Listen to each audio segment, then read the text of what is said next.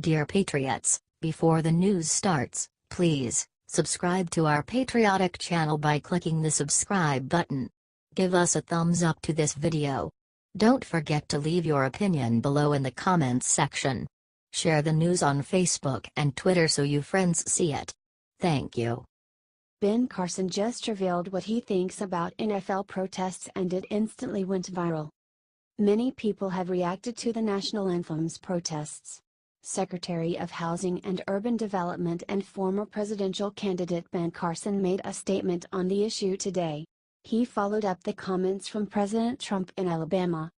Trump said during the rally that he'd love to see one of these NFL owners when somebody disrespects our flag, to say get that son of a b off the field right now. Out. He's fired. He's fired. Ben Carson said on his Facebook that NFL Sundays used to be fun to watch and that has all changed since the protests. He wrote, "Here we are at another NFL Sunday. That used to represent a time of fun, games and unity. I hope we can return to that situation soon." He then continued by saying that even though everyone has a right to express themselves, there is a time and place for everything. Last week I saw a story about pre-adolescent players being drawn into the Take a Knee protests. Does anyone honestly believe that encouraging even our youth to believe they are victims of our society will actually help us come together? He didn't let up. We would encourage them and all Americans to utilize their influence to truly draw people together and not be manipulated into doing the opposite under the guise of unity. Share this if you agree with Ben Carson 100% and wish that the NFL would get back to playing games and not protesting. Thanks for reading.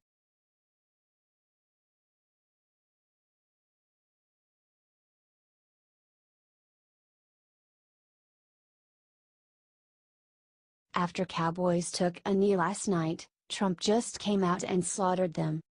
President Trump called on the NFL on Tuesday to change its own rules on kneeling during the national anthem.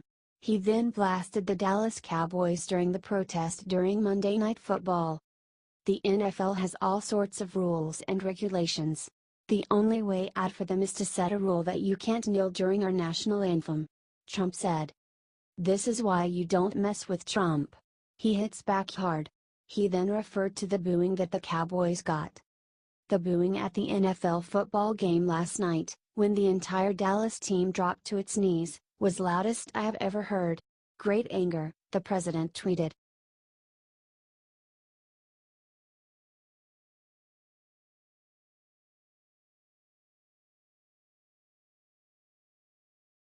Veterans across America have heard Trump's call. Look what they just did for him. Military veterans, who sacrificed to serve our beautiful Constitution and flag, are expressing their disgust for the NFL and their protests. That's right, y'all. Here's what the people who truly matter think. The veterans of foreign wars and the American Legion have both come out and expressed their loathing for the NFL's open disrespect for our flag.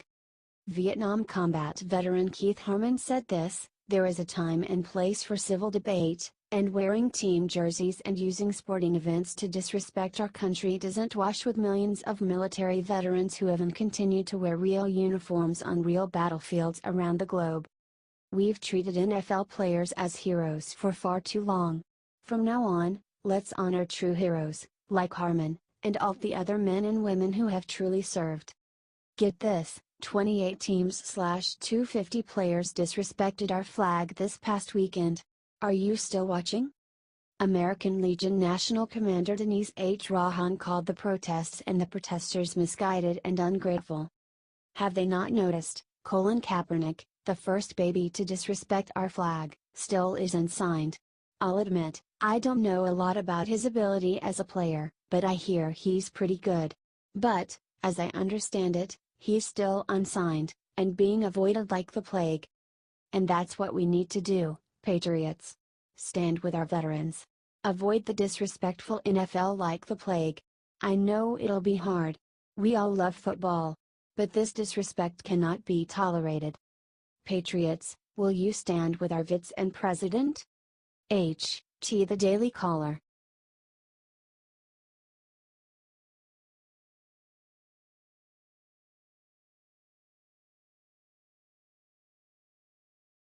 In the wee hours this morning, Trump announced one thing McCain didn't want him to. Trump is not taking it easy on John McCain. After the latest Republican health care bill slipped through the cracks, President Trump has dropped this bombshell on John McCain, who refused to vote on the bill. A few of the many clips of John McCain talking about repealing and replacing Obamacare, Trump said in the tweet below. My oh my, has he changed complete turn from years of talk. McCain and 3 other senators opposed the bill this Monday night, and the bill is expecting to die quickly because of it. Republicans are messing up. They can't fix anything. They can only pass the bill with 2 GOP votes, without any Democrat support. Senator Susan Collins, Republican Maine, has also announced this morning that he will be voting against the bill. Trump is very upset that McCain is sinking everything he does in order to get back at him. It's a sad state of affairs. Share this if you think that McCain should retire and go recover with his family. We are sorry that he is sick, but he doesn't deserve to get to make the rest of the country sick because of it.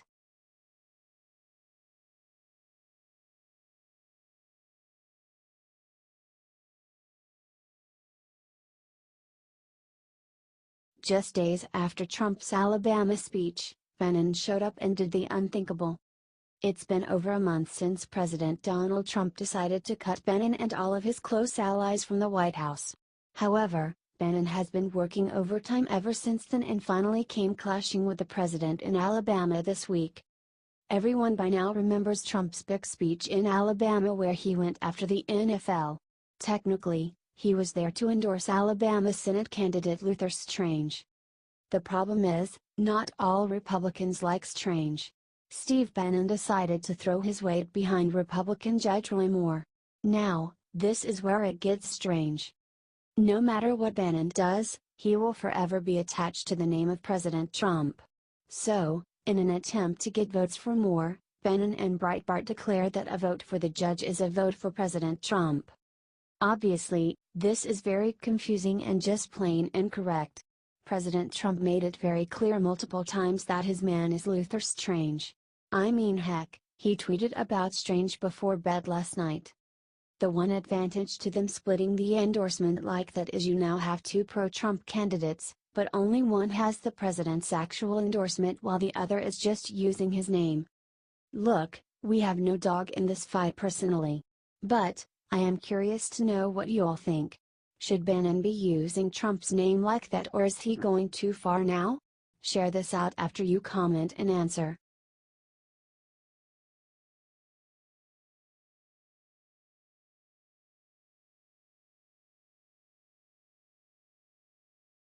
Moments before Obamacare repeal vote, Senate Republicans did the most disappointing thing imaginable. This was supposed to be a big week for the Republican Party. The Graham-Cassidy Obamacare repeal bill was shaping up to finally be the win that Republicans have needed since they took over Congress in January. Then it happened. As if the party was not already in enough deep doo-doo with its supporters, the party did the most pitiful thing possible. They decided not to even vote out of fear of losing. Oh, and this was a big one too. You see, the rule in the Senate that allows them to win with 51 votes instead of 60 is about to expire until next year. That means that after this week, they will need 8 Democrats and all Republicans just to repeal Obamacare. Of course, they try to all play coy and clever with their wording after the decision. After all, how are they supposed to explain to their constituents why they have failed every single time? For instance, Ted Cruz was one of the senators who refused to repeal Obamacare last time, and he tried to spin it as progress. There's more work to be done. I mean, we don't yet have 50 votes. I think we're close and we need to continue working. It looks like Old Lion Ted is going back to his old habits. Maybe the reason that there were not 50 votes is that Ted won't vote for a bill written by anyone but himself, and his Obamacare repeal bill a few months ago was terrible. Clearly, these Washington elites care more about covering up their own asses than doing their job. That's why we need to get this spread to every Republican in America and hold them accountable for their failures.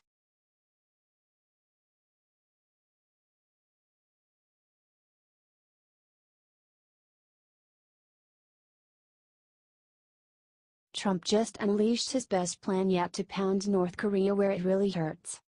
President Trump continues to go hard against North Korea. Past week, efforts by has-been presidents have failed to do anything to thwart Kim Jong-un, but Trump is not backing down. Tuesday, Trump announced new sanctions against the reckless regime that will hit them where it hurts. And that, of course, involves money. The newest sanctions target 8 North Korean banks, and 26 North Korean nationals operating out of China, Russia, Libya and the United Arab Emirates.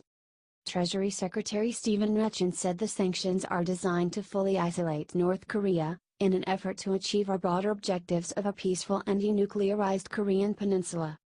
This is further evidence that our president does not want a nuclear war, and that he continues his efforts to reach a diplomatic solution. The MSM wants to act like Trump is a madman, bent on nuclear war, but nothing could be further from the truth.